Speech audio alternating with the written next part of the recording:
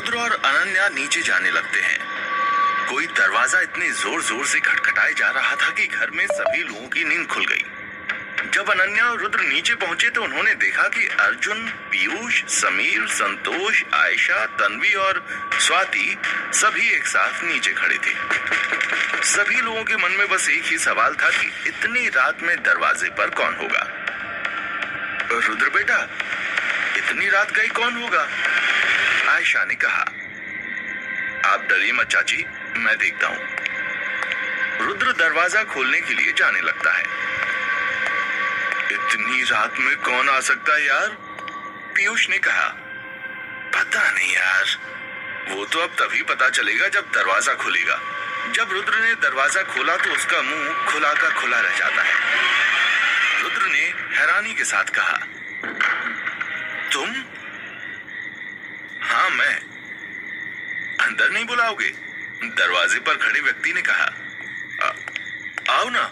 दरवाजे पर खड़ा व्यक्ति घर के अंदर जाने लगता है और उसी के पीछे एक व्यक्ति और आता है।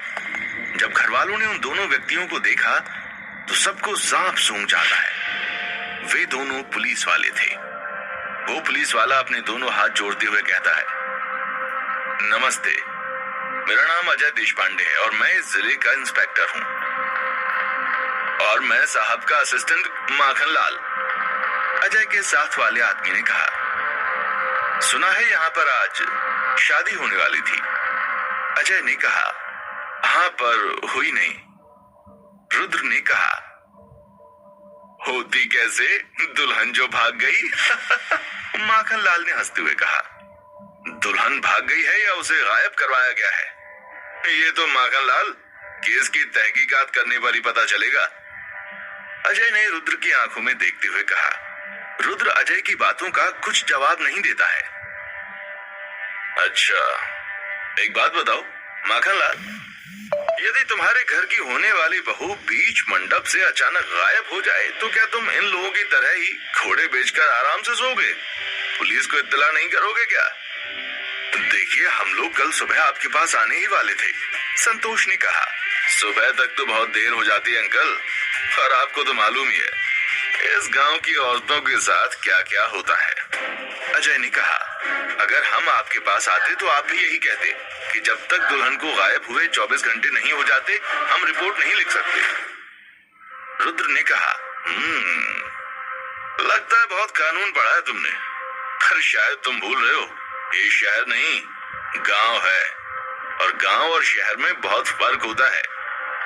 हाँ पता है मुझे, पर आप मुझे इतनी रात गए मेरे घर आने का कारण बताएंगे? यार, एक लड़की गायब हो गई है और तुम्हें अभी भी समझ नहीं आया कि पुलिस क्यों आई है? इस केस की तहकीकात करने आए हैं हम, माखन लाल ने कहा। अच्छा, पर केस किसने दर्ज करवाया? रुद्र ने कहा। हाँ, हमारा नाम अजय पांडे है और हम इंतजार नहीं करते किसी के केस दर्ज करवाने का। अपने केस हम खुद ही दर्ज करवा लेते हैं। अब ज्यादा टाइम बर्बाद न करते हुए मैं आप सभी से चाहूंगा कि इस पूछताछ में हमारी मदद करें और जो सवाल आप सभी से पूछे जाएं उसका सही सही और सीधा जवाब दें। जी ठीक है पुलिस इंस्पेक्टर साहब, पूछिए आपको जो पूछना है, संतोष ने कहा। तो आपकी होने वाली पत्नी का क्या नाम था मिस्टर रुद्र? जी, गौरी प्रजापति। अरे, गौरी से याद आया, उसके माँ बाप कहीं नहीं दिखाई दे रहे। कम से कम उन्हें तो रिपोर्ट लिखवानी चाहिए थी ना। गौरी अनाथ है, उसके माँ बाप नहीं है, आयशा ने कहा। अच्छा, तो कोई रिश्तेदार तो होगा? जी नहीं, उसका इस दुनिया में कोई भी नहीं है। वाह भाई वाह, ये तो और हैरान करने वाली बात हो गई। माखन लाल, अपराधियों ने सोचा ऐसी लड़की को गायब करो जिसका कोई रिश्तेदार ही ना हो, कोई रिपोर्ट भी ना लिखवा पाए। कोई आंसू भी नहीं बहाएगा, है ना? यही सोचा था ना? जी मैं कुछ समझा नहीं, आप साफ साफ कहेंगे कि आप क्या कहना चाहते हैं? रुद्र ने कहा। मैं बस ये कह रहा था कि आपके पास उसकी कोई फोटो वगैरह है? जी नहीं। अच्छा। ये आप कैसी बातें कर रहे हैं? एक तो फोटो होगी, आखिर रिश्ता जो जोड़ा है। अजय ने हैरानी के साथ कहा। जी नहीं, हमारे पास उसकी कोई फोटो नहीं है, आयशा ने कहा। कहाँ पर और किस गांव की रहने वाली है ये तो पता ही होगा आपको। माखनलाल ने कहा, देखिए इंस्पेक्टर साहब, हम गौरी के बारे में कुछ नहीं जानते। जो भी पता है वो दीदी को पता है। अच्छा, तो कहाँ पर है आपकी दीदी? बुलाइए उनको, उन्हीं से सब पूछ लेते हैं। जी, उनकी तबीयत खराब है, डॉक्टर ने आराम करने के लिए कहा है। मैं चाहूंगा कि आप कल सुबह आ जाइए। संतोष ने कहा, ठीक है, पर एक बात बताइए, आप दोनों तो चाचा चाची है ना रुद्र के? फिर आपको ये भी नहीं पता कि आपके घर की होने वाली बहू कहाँ पर रहती है, कैसी दिखती है? ऐसे कैसे रिश्ता जोड़ लिया आपने? मैं तो जानकर हैरान हूं भाई। अजय ने कहा, 1 महीने पहले हम लोग मेरे मायके गए थे। जब हम वापस आए तो जेठानी जी ने हमें बताया कि उन्होंने रुद्र के लिए एक लड़की पसंद की है और उन्होंने उससे शादी की बात भी कर ली है। हमारे घर में जेठानी जी के खिलाफ कोई नहीं जाता, वो बड़ी है ना सबसे, और शादी की तैयारी जल्दी जल्दी में हुई, जिस कारण हम लड़की को देख ही नहीं पाए। सब जेठानी जी ने ही किया है। आयशा ने कहा, अच्छा ठीक है, तो हम फिर कल आते हैं और आप सभी लोग तैयार रहिएगा सवाल जवाब के लिए। बहुत से पुराने जख्म ताजा होने वाले हैं। अजय ने रुद्र की आंखों में देखते हुए कहा। अजय और माखनलाल वहां से चले जाते हैं। सभी लोग अपने कमरे में सोने के लिए जाने लगते हैं। रुद्र सीढ़ियां चढ़ रहा था कि तभी अर्जुन उसके पास आता है और उससे पूछता है, यार मुझे ऐसा क्यों लग रहा था जैसे ये पुलिस वाला तुझसे कुछ ज्यादा ही सवाल जवाब कर रहा था? करेगा कैसे नहीं, दोस्त जो था मेरा। था मतलब बचपन में हम दोस्त थे पर अब दुश्मन बन गए हैं। दुश्मन बन गए? पर कैसे? वही तो मुझे भी नहीं पता यार, बचपन की बहुत सी बातें भूल गया हूं मैं। देख, मेरे सिर पर ये चोट का निशान दिखाई दे रहा है। जब से बचपन में ये मेरे सिर पर लगा है ना, बहुत सी बातें भूल गया हूं मैं। और ऐसा ही निशान वो जो अभी अजय आया था ना, उसके भी सिर पर है। रुद्र ने अपना निशान दिखाते हुए कहा। रुद्र के सिर के बाएं साइड छोटा सा काला निशान था। उस निशान को देखकर समझ नहीं आ रहा था कि वो उसके गिरने के कारण लगा है या किसी और वजह से गहरा घाव है। हाँ यार, मैंने तो कभी इस निशान पर गौर ही नहीं किया। कैसे करता, मैं अपने बालों के पीछे से छुपाकर जो रखता हूँ। पर यार मुझे ना ये अजय कुछ ठीक नहीं लग रहा, कहीं दुश्मनी निकालने के लिए तुझे फंसा ना दे वो। भाई तू डर मत, और वैसे भी जब मैंने कुछ गलत काम किया ही नहीं है तो मैं क्यों डरूं? अरे यार, तूने कुछ गलत काम नहीं किया, पर तेरे परिवार के लोगों ने तो किया है ना। याद है, आज से 18 साल पहले मेघ गांव की एक औरत को जिंदा जला दिया गया था। कहते हैं पूर्वजा द्वारा किया गया पाप उसकी आने वाली पीढ़ी को भुगतना पड़ता है। यार प्लीज वो बात याद मत दिला। जब से बचपन में वो औरत वाला कांड हुआ था ना, मैं सो नहीं पाता था। तभी तो पापा ने मुझे शहर भेज दिया था। और फिर कुछ दिनों के बाद पता चला कि पापा की अचानक मौत हो गई है। पता नहीं पापा की मौत कैसे हुई थी। ये रहस्य आज भी रहस्य बना हुआ है। इसी वजह से माँ मुझे यहाँ गांव में रहने नहीं देती थी। कहती थी कि वो चुड़ैल मार देगी तुझे। क्या कहा? तू भरोसा करता है क्या इन सब बातों पर? यार पागल हो रहा है क्या? माँ जो करने को बोलती है बस वो कर लेता हूँ, चाहे अंधविश्वास ही क्यों ना हो फिर वो। क्योंकि तुझे तो पता ही है ना यार, कोई भी माँ कभी अपने बेटे का बुरा नहीं चाहेगी। वो अपने बेटे के लिए भगवान से भी लड़ सकती है। हाँ ये तो सही कहा तूने। पर एक बात बता, तुझे कैसे पता कि 18 साल पहले एक औरत को जिंदा जला दिया गया था मेघ गांव में? दोस्त, सच कभी नहीं छुपता। रुद्र पीछे पलट के देखता है तो तन्वी खड़ी होती है। तन्वी को देखकर रुद्र कहता है, तुम यहाँ क्या कर रही हो? बस तुम दोनों को देखा तो रुक गई। अच्छा, तो तुम्हें भी पता है सब? मुझे कैसे नहीं पता होगा रुद्र? मतलब? अर्जुन बोला, मतलब यार भूल गया क्या तू? यहाँ पर आते वक्त राम काका ने हमको कहानी सुनाई थी। यार तेरी चोट की वजह से तू बचपन की बातें भूला है या कल परसों की बातें भी भूल जाता है? अरे हाँ, लगता है राम काका मुझे मेरे बचपन के सारे राज बताकर ही मानेंगे, रुद्र ने कहा। अर्जुन बोला, अच्छा चल ठीक है, अब सोने चलते हैं, वरना बातें करते करते यहीं पर सुबह हो जाएगी। तन्वी बोली, हाँ चलो। तन्वी, अर्जुन और रुद्र सोने के लिए जाने लगते हैं। सभी लोग सो चुके थे।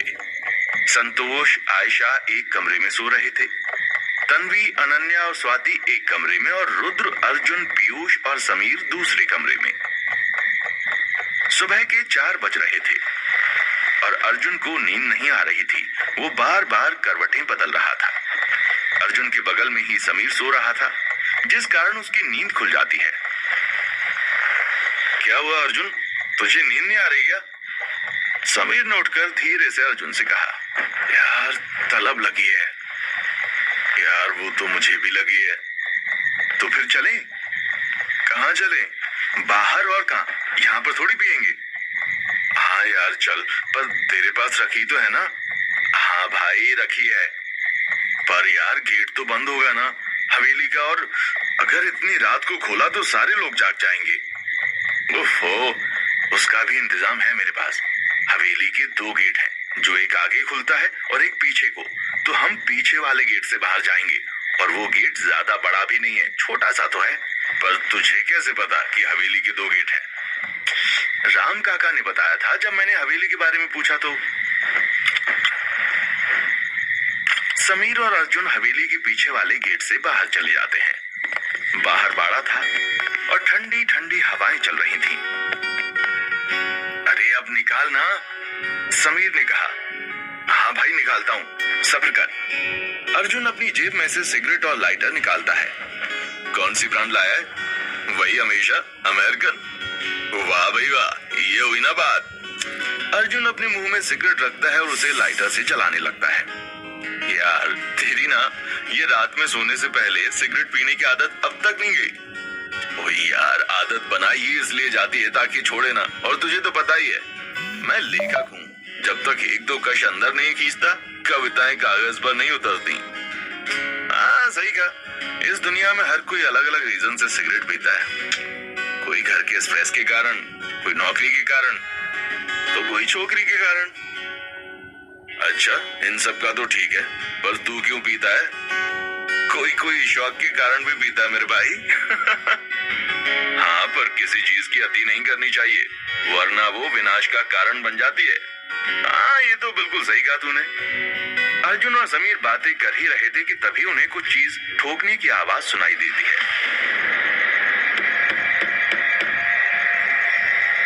यार तूने वो आवाज सुनी? हाँ यार सुनी तो।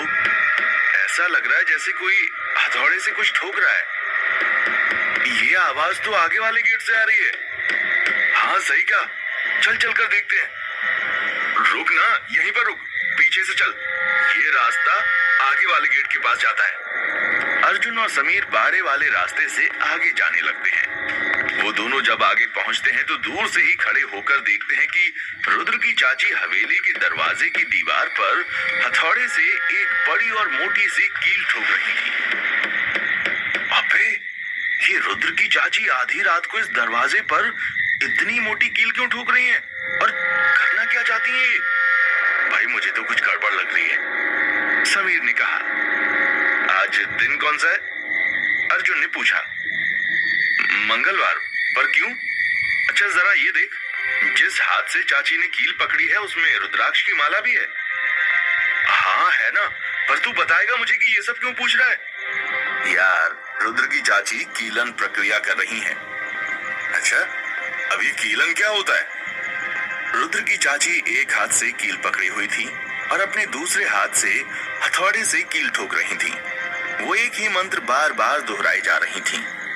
आस कीलूं पास कीलूं अपनी काया जागदा मसान कीलूं, बैठी कीलूं छाया ऐसर का कोट बर्मा की थाली मेरे घाट पिंड का हनुमान वीर रखवाला। यार तू बताएगा ये कीलन क्या होता है? ओहो, कीलन का अर्थ है सुरक्षा कवच। किसी व्यक्ति, वस्तु या स्थान को सुरक्षा कवच में बांधने की प्रक्रिया को कीलन कहते हैं और बंधे हुए को मुक्त करने की प्रक्रिया को उत्कीलन कहते हैं। इस प्रक्रिया को मंगलवार के दिन या शनिवार के दिन किया जाता है। इसमें आपके घर के दरवाजे पर कील ठोकी जाती है, पर ऐसा करने से बुरी आत्माएं आपको रोकती हैं। इसलिए हाथ में रुद्राक्ष पकड़कर मंत्र का जाप किया जाता है। पर रुद्र की चाची ये सब क्यों कर रही हैं? हो सकता है कि उन्हें डर हो कि कहीं कोई बुरा साया घर में ना आ जाए और घर के अंदर वो हो तो तुरंत बाहर निकल जाए। भाई, ये गांव तो बहुत ही अजीब है।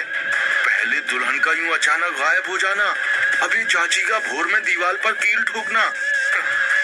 ये सब तो बस शुरुआत है मेरे भाई, आगे पता नहीं क्या क्या देखने को मिलेगा। और मुझे तो लगता है कि कहानी की अभी शुरुआत भी नहीं हुई है।